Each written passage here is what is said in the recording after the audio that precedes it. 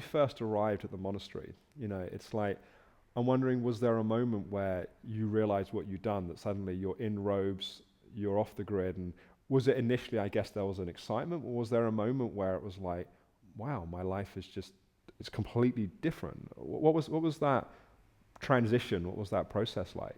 It was a good fit. It felt like home almost immediately. Mm. I had been in robes prior to moving to the monastery, Okay. so putting on the robes was really just a reminder of the vows that I had taken. When you take the monastic vows, in a way, it's similar to getting married, and you put on a wedding ring, and it's like, okay, this is my life now. And I knew even then that the robes were only to be worn until the day when they would no longer be necessary. Yes. If that makes any sense. Yes. Yeah.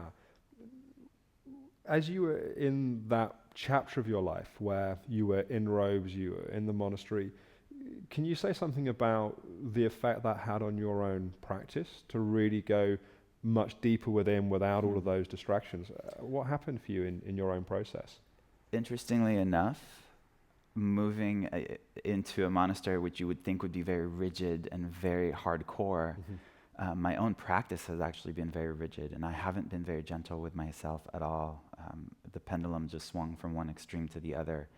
And when I was first introduced to meditation, it was something that I had to do every single day without a break, without any forgiveness for any slack or anything of the sort. And it was at the monastery actually where they give you a day off, where you don't have to go and sit with the rest. And it was initially absurd to me.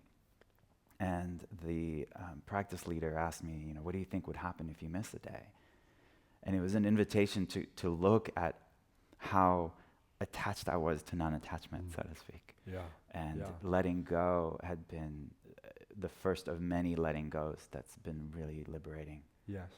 Because I'm aware from reading your book, you've had somewhat of a life of extremes in a sense. And it's interesting that it's like you'd had the extreme of the external world, then you'd swung to this extreme of monastic life. Yes. And yet within that environment, you'd actually found a place of, or begun to found a place of balance. Yeah, I think it's by experiencing those extremes that you then know where the center is. Yes. And I don't think we need to go to those extremes. It was just, I was so prone to the very militant and black and white rigid industry which I worked in for so long. And so I experimented the boundaries, and then I would have a reference point of what the middle is. And now I can sense whenever I veer too far to one side or the other.